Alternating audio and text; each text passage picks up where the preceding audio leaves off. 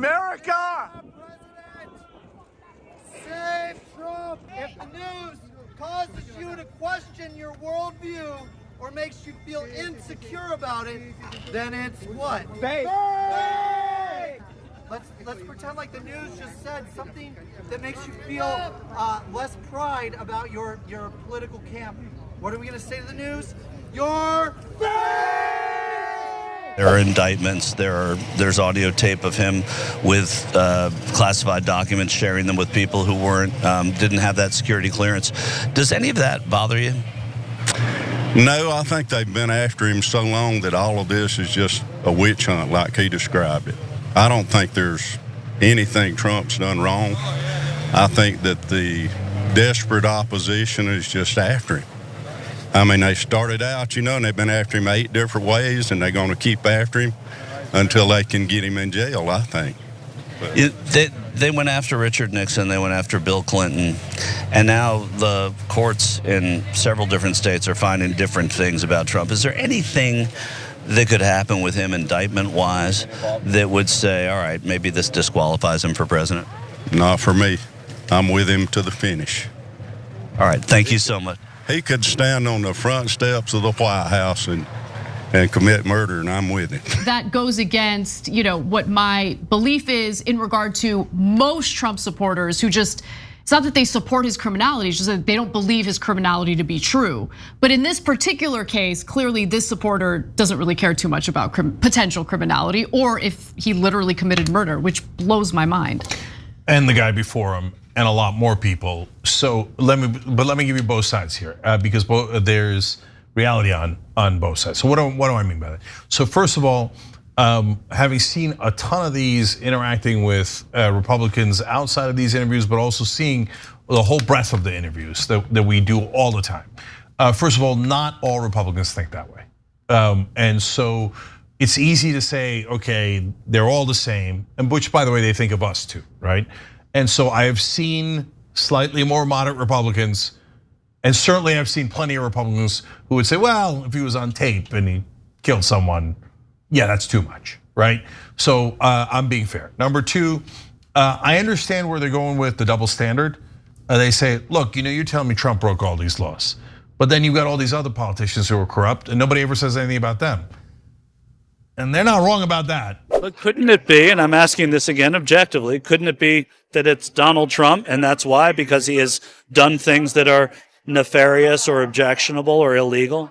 And has he done any? I don't know, I'm asking. I'm asking you. Okay, now, but has he done any more than Biden or anyone else? Mainstream media, if you're an outsider or you don't belong in the establishment, whether you're Trump, Bernie, etc., they'll find 1,000 things wrong with you. And then the most corrupt people on earth are your mainstream Republicans and Democrats, and mainstream media can't find anything wrong with them. Just can't find it, right? Give me Jack Smith as a prosecutor, I'll get you incredible things that Mitch McConnell's done wrong, Nancy Pelosi's done wrong. So they're not exactly wrong about the double standard, okay?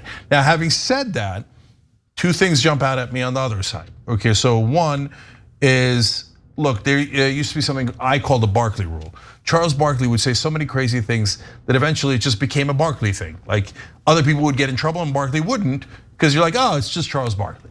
So Trump did the same thing, that was easy, right? Then Trump did a new thing that I'll call the Trump rule. He broke so many laws that his own supporters think, well, it must be persecution. Nobody could have broken that many laws. So they're obviously targeting him. They're targeting him for this. They must be trying to get him.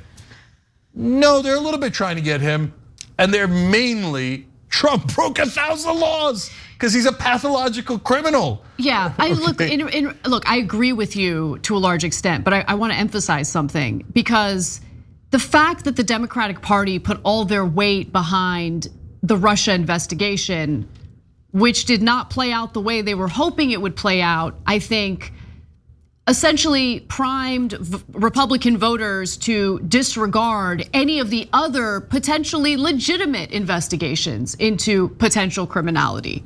You get what I'm saying? I do. And they spent 2.5 years on that, and it was endless, right? MSNBC, wall-to-wall, 24-hour coverage. New York Times really lending credence to that investigation and the credibility of the accusations there. I mean, and then when there's nothing there, and they just try to latch on to an obstruction of justice charge instead, well, that signals to the American people, and in particular Trump supporters, that the media shouldn't be trusted, our justice system in regard to investigations toward Trump should not be trusted. Do you get what I'm saying? I do. Look, and I think, again, to be fair to everyone involved here, remember Mueller did conclude, it is fact that Russians did interfere in the elections, and they did do it on behalf of Trump. But Trump did not participate, okay? So that's a giant distinction.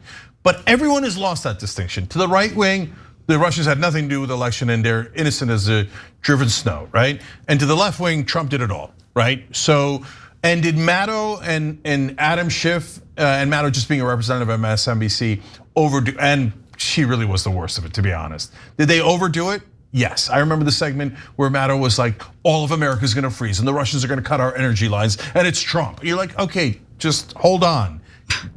Trump needs evidence that the election was stolen. He has none. You have no evidence that they're going to cut our energy lines and it's Trump's fault, right? Remember when she made a big deal about obtaining the first page of one of Trump's tax filings? Yeah. And it ended up being a big nothing burger? Yeah, so they overhyped, etc. And I get that. And I want to be clear about one other thing. So when I say that Mitch McConnell and Nancy Pelosi are incredibly corrupt, but they didn't try to end democracy, Trump did. So Trump is unique in his badness in that sense, okay? But finally, guys, this is the part I hate saying, but it comes screaming through when you watch all the interviews. Why do you like Trump? Why do you like Trump? And the answer always comes back to, he's like us. He's America. He protects us. They don't mean all of America. They mean them, okay? And it's glaringly obvious. Every time you ask details, they have no details. Well, let's go to a video. Let's go to a video where he's asked to elaborate. That very same individual, he's asked to elaborate on what it is that he likes about Donald Trump. So let's watch. Well, he's got two good boys that are hunters, and he stands for American values is what I love about him. I just think he's one of us. Instead, I know he's very rich, but he has our values, and has our back. Describe that for me. What are your values that Donald Trump shares with you then? Parents in control of their children, being able to make choices for your family. America's being assaulted. Open borders, all the issues. We all know the issues. And nobody stood under the attack that Trump stood under. And look what he's done. He's hanging in there. He's for us. He loves this country. And I'm going to support him to the end. I hope he wins. We need him. Biden, to me, if he had not been a career politician, he might have been better. But he's lived in Washington all his life. I think we need term limits. I think we need to stop all these old people from running Washington, D.C. It's corrupt. Well, the old people, Trump isn't, there's not a huge difference in age. Yeah, I should rephrase that. The old people that's been in Washington all their life. And one of the other things that seem to be repeated in these interviews is the issue with Biden being corrupt. Right now, they seem to be completely unaware of the money that Trump has taken from wealthy donors, the corruption that he engaged in. But nonetheless, they were specific about corruption. And in that interview that you just watched, he mentioned other things, being able to make decisions for your own family and all of that. Open borders, he thinks that there are open borders. He's concerned about that as well. Yeah, unfortunately, that doesn't make this situation any better. So I'll give you my point of view. When he says, hey, I like that his boys are hunters. I don't. I think that those guys massacred those poor defenseless animals. They weren't just doing like deer hunting. They were doing a big game for entertainment. Right. But that's in prelude to, okay, you like hunters, that's your business. It's not my business, okay? It is what it is. And so that's a fine reason to like them. And even though I disagree. Washington, they're from, all the other guys are from Washington and they're corrupted by Washington. That's a totally fair point, okay? So, but Trump is also corrupted by Washington 10,000 times more. But that's the fault of the Democrats. For example, Trump and his PACs took over $100 million from Sheldon Adelson twice. And the Democrats never talk about it. Why? Because they're also corrupt. And they don't want to talk about the donors because they're swimming in donor money. But if you wanted to pound Trump, you'd pound him on his corruption. The guy who did anything and everything for Adelson, even gave his wife a Presidential Medal of Freedom. It's a joke, total joke, but those guys don't know it.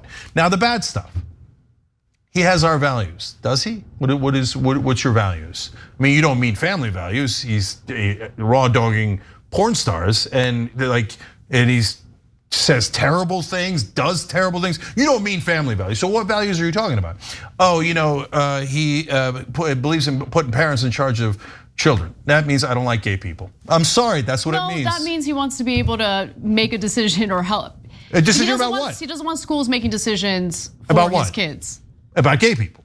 It's and racism, right? He doesn't want racism taught. Those are the two issues, Anna. Those are the two issues in the schools. Those are not the two issues, okay? One of the issues that you're totally downplaying right now, not even mentioning, is that some school districts want to, let's say a student comes out and identifies as transgender, school districts want to support that student and help him or her through that transition without ever having to notify the parents. I think there are issues there. Okay, and I do not begrudge parents for being concerned about that. Anna, I agree with you. But you're finding a sliver of an issue. That guy's not talking, he doesn't even know that. All that guy knows, and what 98% of them know is, I don't like them teaching about gay people in school, okay? And I don't like them saying, oh, we were racist back to slavery and Jim Crow and redlining. Come on, we know what it means. That's 98% of their efforts in schools. And then when he says open borders, there aren't actually open borders. What he's saying is, I don't like Latino immigrants, they don't look like me. I don't like them. That's my values. Sorry. Republicans, I wish you were better. Not all of you, but a lot of you. The MAGA guys, that's why he says, as long as you're like us, I don't mind if you shoot someone on 5th Avenue or in front of the White House. I don't mind because you're us and not them.